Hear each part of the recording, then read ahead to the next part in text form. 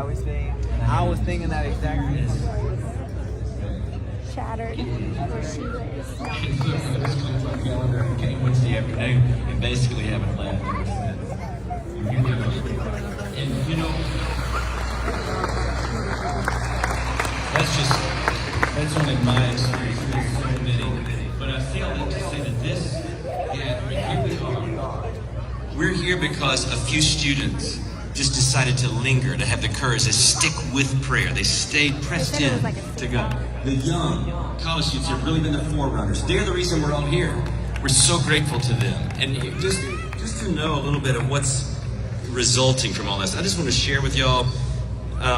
This is from a pastor to the university president, saying that a Baptist pastor in my city has opened his church. 10 different youth groups have come all across the city and are praying.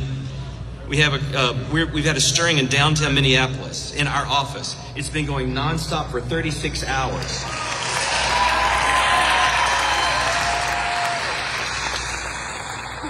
It says in that 1,000 people have come and 30 have responded to know Jesus in an office building.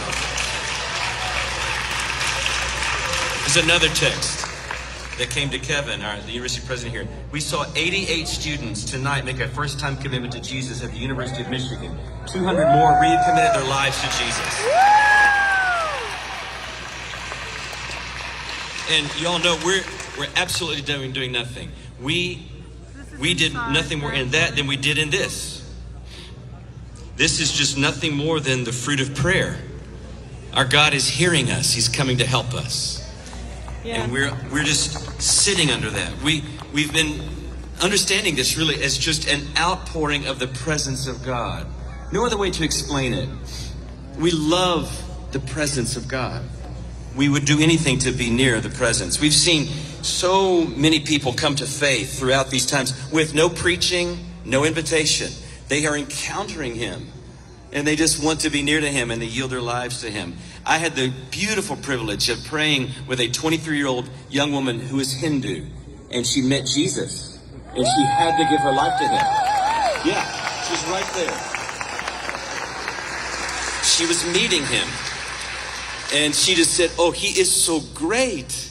And I asked her, was there anything you want to give to Him and repent? She said, everything. I give Him everything. So beautiful.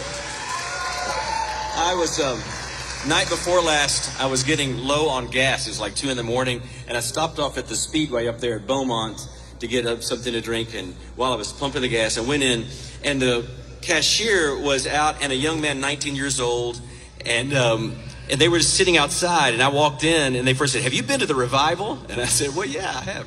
So I went in and got my bottle of milk and my crackers, and I came out to pay, and he'd gone behind. He was hanging out with her, and he just talked about, I was just filled with the Spirit tonight. I just had an encounter with Jesus tonight. It was amazing. And so he said, "Hey, would you like to pray?" I said, "Sure." And so we joined hands right there in Speedway and prayed. And that makes me think of just, that's really what awakening looks like, when the joy and love of God are just uncontainable. They're just pouring out into the speedways all around, just out on the streets, which is where all of this is meant to go. This isn't a road trip. This isn't just coming to get filled up. If it doesn't get to the streets, if it doesn't get to the nations, it didn't get where it was meant to be. That's why Jesus is sending it.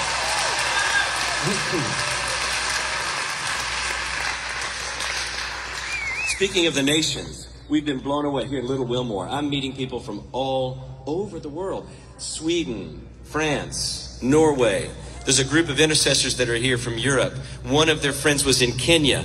They were coming. She said, "I'm coming too." She showed up here last night. Mexico. We've had a lot of folks from Brazil. I don't even know if they would. Oh, yeah, there you hear them. Now then. It's just so beautiful.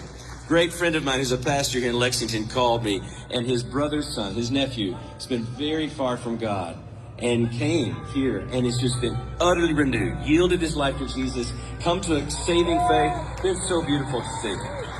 One of the things that's been so amazing is that I've sort of been sitting around, and a lot of times a young guy will plop down beside me. I'm here at the altar and I'll pray. And we really are watching pornography getting wrecked in this room. It's been unbelievable. It's so much more than sort of reducing it or managing it. It's like being obliterated, which is what we need. So we're so thankful for all of this. I could go on and on. It's just so encouraging to be here. Jesus has assembled us. I just want to say, well, first let's just ask. If you are here from outside of the state of Kentucky, would you just like to raise your hand? Wow. Unbelievable. Okay. So we just want to say, welcome to our old Kentucky home. We're so glad to have you here. And last night I went out and just walked down the line. It was so beautiful to walk. People, it was like 28 degrees. And I just walked. People had their hands up near the heaters. I said, is this something kind of like a worship? They had their hands up, trying to get their hands warm. And I said, y'all, we're so sorry you have to wait. It's so cold. They said, oh, no worries at all. We love it. This is worth it. Jesus suffered so much more than we're suffering. So we can do this. It's been unbelievable, the attitude that people have had. And we just want to say, you know, every mile you drove, all that you did to clear your schedule, all the money to make this journey, what that is an offering to Him. It's how much you love Him. Wow, they zigzagged the line. To meet with Him, to be among people who love Him. So we appreciate that. Now let me ask this. You all know that there's been a great